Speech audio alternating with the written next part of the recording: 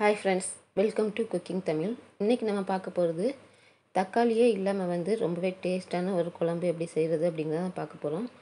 இப்போ தக்காளியோட ரேட்டு பார்த்திங்கன்னா ரொம்பவே அதிகம், கிலோ 100 ரூபாய்க்கு விற்குது. இந்த மாதிரி டைமில் தக்காளி இல்லாமல் நம்ம ரொம்பவே டேஸ்ட்டாக இந்த குழம்பை செய்ய போகிறோம். அதேமாதிரி ரொம்ப குயிக்காகவும் செய்யலாம், டேஸ்ட்டாகவும் இருக்கும். வாங்க இது எப்படி செய்கிறது அப்படிங்கிறத நம்ம இப்போ பார்க்கலாம்.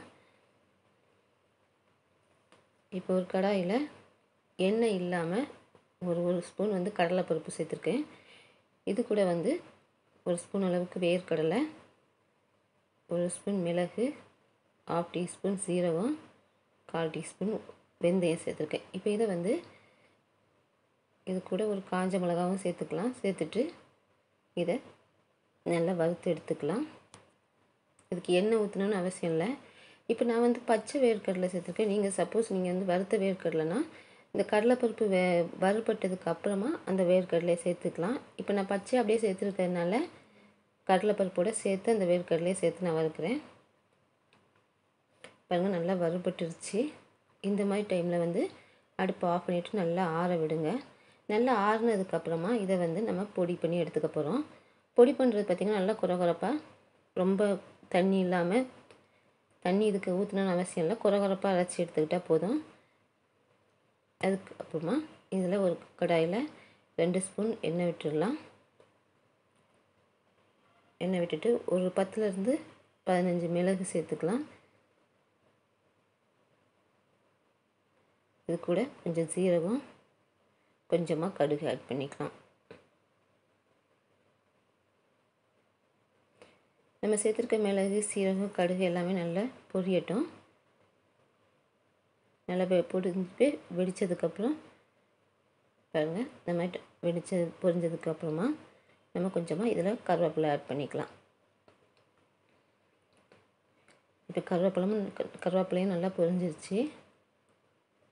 அது கூட பொடிசாக கட் பண்ணி எடுத்துக்க வெங்காயத்தை இதோட சேர்த்து நம்ம வதக்க போகிறோம். வதக்குறது நல்லா வெங்காயம் நல்லா கண்ணாடி பதத்துக்கு வர மாதிரி நல்லா வதக்கிடுங்க. வெங்காயம் நல்லா வதங்கினா தான் டேஸ்ட் அதிகமாக நல்லாயிருக்கும். ஏற்கனவே நான் சொன்ன மாதிரி இதுக்கு நம்ம தக்காளி ஆட் பண்ணல. அதனால் வெங்காயம் நல்லா வதங்கினா தான் அதோட டேஸ்ட்டும் திக்னஸும் நல்லாயிருக்கும்.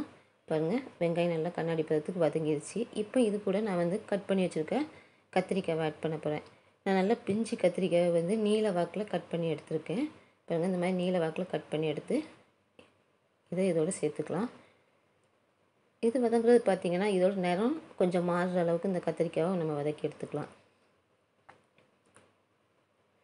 கத்திரிக்காயோட நிறம் மாறுற அளவுக்கு நீங்கள் வதக்கிடுங்க. பிஞ்சு கத்திரிக்காய் அப்படிங்கும்போது டேஸ்ட்டும் நல்லாயிருக்கும். இப்போ கத்திரிக்காயோட நிறம் கொஞ்சம் மாறிடுச்சு. இப்போ இதுக்கு தேவையான மசாலா இதோட ஆட் பண்ணிக்க போகிறோம். நம்ம காரத்துக்கு 1 ஸ்பூன் மிளகாத்தூள் சேர்த்துக்கலாம். அடுத்ததாக 2 ஸ்பூன் மல்லித்தூள்,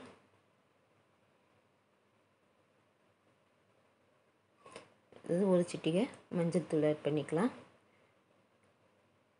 இப்போ இதோட பச்சை வாசனை போகிற அளவுக்கு ஒரு 2 நிமிஷம் நல்லா வதக்கிக்கலாம். ஒரு 2 நிமிஷம் வதக்கிட்டு நமக்கு தேவையான தண்ணியை இதில் ஆட் பண்ணிக்கலாம். உங்களுக்கு குழம்பு எந்த திக்னஸ் வேணுமோ அதை பார்த்து நீங்கள் தேவையான அளவு தண்ணி இதோட ஆட் பண்ணிக்க போகிறோம். இப்போ இந்த கத்திரிக்காய் நல்லா வெந்து மசிகிற அளவுக்கு இந்த தண்ணி நல்லா சேர்த்துட்டு நல்லா கொதிக்க விடணும். அப்போ நம்ம கொதிக்கும் போது அந்த கத்திரிக்காய் நல்லா வெந்துடும். நல்லா மசிகிற அளவுக்கு வேகட்டும். அது வரைக்கும் அதை நம்ம கொதிக்க விடலாம். பாருங்கள், நல்லா கொதிச்சிருச்சு. கத்திரிக்காய் பார்த்திங்கன்னா கொஞ்சம் நல்லா வெந்து மசிகிற அளவுக்கு ஆயிடுச்சு. இப்போ இதில் கொஞ்சமாக புளி தண்ணி இதோட ஆட் பண்ணிக்கலாம். ஒரு சின்ன நெல்லிக்காய் அளவுக்கு கரைச்சி எடுத்து வச்சுருக்கேன் புளி தண்ணி. அதை இதோட ஆட் பண்ணிவிட்டு நம்ம தேவையான அளவு உப்பும் இதோட சேர்த்துக்கலாம். உப்பு பார்த்து சேர்த்துக்குங்க. உப்பு அதிகமாகிடுச்சுன்னா கஷ்டம். அதனால் ஃபஸ்ட்டு உப்பு சேர்த்துட்டு லாஸ்ட்டில் நீங்கள் உப்பு கரெக்டாக இருக்கான்னு செக் பண்ணிவிட்டு நீங்கள் உப்பு ஆட் பண்ணிக்கலாம் தேவைப்பட்டதுன்னா. இப்போ நான் தேவையான அளவு உப்பு சேர்த்துக்கிறேன். இப்போது இது நல்லா கொதித்து குழம்பு நல்லா திக்காகட்டும். பாருங்கள், சைடெல்லாம் எண்ணெய் பிரிய ஆரம்பிச்சிருச்சு.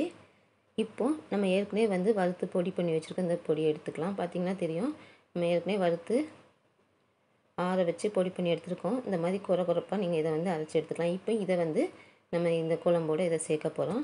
இப்போ நம்ம சேர்க்கும்போது வந்து இந்த குழம்பு நல்லா திக்காக ஆரம்பிச்சிடும். நம்ம இறக்குறதுக்கு ஒரு 2 நிமிஷத்துக்கு முன்னாடி நம்ம இதை ஆட் பண்ணால் போதும். அதுக்கு முன்னாடி நல்லா கத்திரிக்காய் வெந்து புளி தண்ணி சேர்த்து நல்லா கொதித்து வெந்ததுக்கப்புறமா லாஸ்ட்டாக நம்ம இந்த பொடியை ஆட் பண்ண போகிறோம்.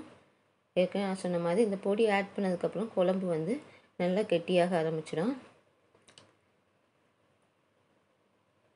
அதனால் கொஞ்சம் இறக்குறதுக்கு ஒரு 2 நிமிஷத்துக்கு முன்னாடி இந்த பொடியை ஆட் பண்ணுங்கள். ஏற்கனவே நம்ம வறுத்துருக்கிறதுனால இது பச்சை வாசனை இருக்காது.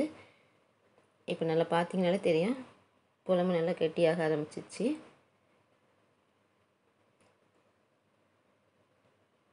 உங்களுக்கு எந்த அளவுக்கு திக்னஸ் தேவையோ அதை பார்த்து நீங்கள் வந்து கொஞ்சம் கெட்டியானதும் நீங்கள் வந்து அடுப்பு ஆஃப் பண்ணிடலாம். இது பார்த்தீங்கன்னா சாப்பாடோடு சேர்த்து சாப்பிடும்போது ரொம்ப டேஸ்ட்டாக இருக்கும். அதேமாதிரி இதுக்கு தொட்டுக்க வந்து பொரியல் கூட்டு தேவையில்லை. ஒரு அப்பளம் இருந்தாலே இந்த குழம்பு வச்சு நம்ம ஒரு தட்டு சோறு சாப்பிட்னாலும் சாப்பிட்லாம். அந்த மாதிரி ரொம்பவே டேஸ்ட்டாக இருக்கும். நீங்கள் இதை வந்து நல்லெண்ணெயில் செய்யும்போது டேஸ்ட் ரொம்ப அதிகமாக இருக்கும். அதே மாதிரி சின்ன பசங்களுக்கும் ரொம்ப பிடிக்கும்.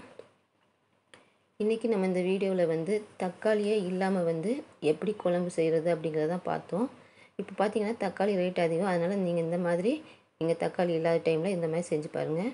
இன்றைக்கி நம்ம இந்த வீடியோவில் குழம்பு எப்படி செய்கிறது பார்த்தோம். கண்டிப்பாக இந்த வீடியோ பிடிச்சிருக்கும்.